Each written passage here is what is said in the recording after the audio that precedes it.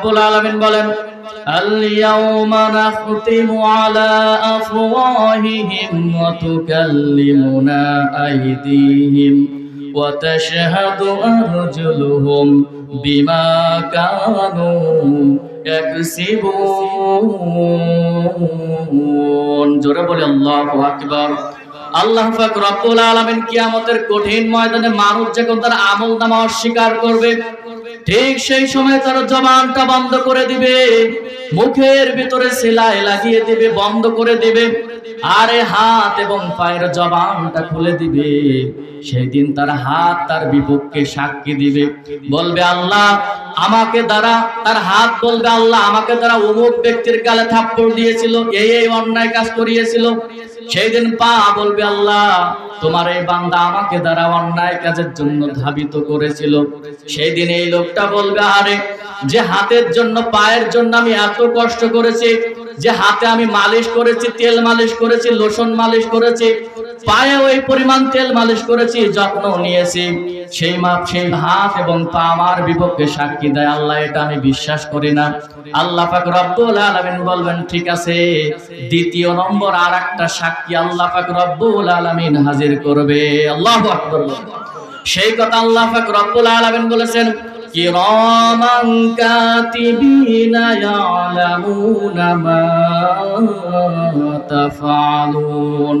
আল্লাহ পাক রব্বুল আলামিন বলেন কিয়ামতের কঠিন ময়দানে দ্বিতীয় সাক্ষী হিসাবে কিরামান কাতিবিন সম্মানিত দুইজন লেখককে হাজির করা হবে। সুবহানাল্লাহ বলেন। ভালো করে বুঝতে হবে কিরামান কাতিবিন, আমরা জানি যে এই যে কিরামান এক কাঁধে আর কাতিবিন আর এক কাঁধে থাকে, কিন্তু আসলে কি তাই? বলেন। কিরামান শব্দের অর্থ হচ্ছে সম্মানিত, কিরামান শব্দের অর্থ সম্মানিত, আর কাতিবিন শব্দের অর্থ হচ্ছে দুইজন লেখক। কয়জন বলেন? দুইজন লেখক। এই সম্মানিত দুইজন লেখক সব সময় আমাদের সাথে থাকে। তারা কিয়ামতের কঠিন ময়দানে আল্লাহর সামনে হাজির হবে আর এই বান্দার সামনে তাদের আমলনামা পেশ করবে।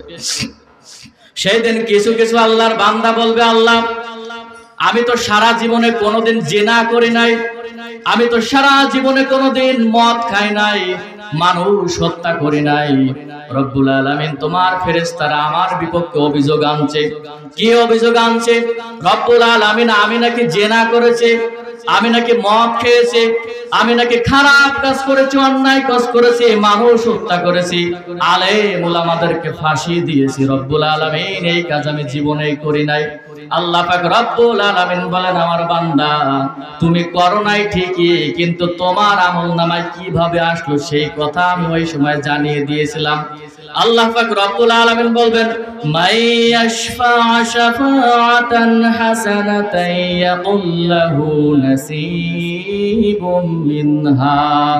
আল্লাহ পাক রব্বুল আলামিন বলেন দুনিয়ার ভিতরে যারা ভালো ভালো কাজ করবে আর তাদেরকে যারা সাহায্য সহযোগিতা সমর্থন ভোট দিবে, ওরা যত ভালো কাজ করবে ক্ষমতায় যে তার একটা অংশ যে ব্যক্তি সমর্থন দিবে ভোট দিবে তার আমলনামায় দেবে। আল্লাহু আকবার বলেন।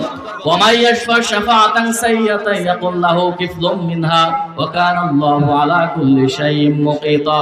আল্লাহ পাক রব্বুল আলামিন বলবে বান্দা দুনিয়ার ভিতরে যারা খারাপ খারাপ কাজ করবে, যারা মানুষ হত্যা করবে, যারা জিনা করবে, যারা জুলুম করবে, যারা সমাজের ভিতরে ফিতনা ফাসাদ করবে, মানুষের অধিকার গুলো কেড়ে নেবে, ওদেরকে যারা সাহায্য সহযোগিতা সমর্থন করবে, ওরা যত খারাপ কাজ করবে পিছন দিক থেকে সমর্থন ভোট দেওয়ার কারণে তোমার আমলনামায়ও একটা অংশ দেওয়া হয়েছে। আল্লাহু আকবার বলেন। ভালো করে বুঝতে হবে মাইয়াশফা শাফাআতান হাসানাতান ইয়াকুল্লাহু নাসিবুম মিনহা। আল্লাহ বলছে যারা ভালো ভালো কাজ করবে তাদের সমর্থন দিলে তার একটা অংশ পাবে, আবার যারা খারাপ খারাপ কাজ করবে তাদেরকে সমর্থন দিলেও একটা অংশ। কার কথা এটা? সবাই বলেন কার কথা? আল্লাহর কথা। সেই দিন এই লোকটা হতভম্ব হয়ে যাবে।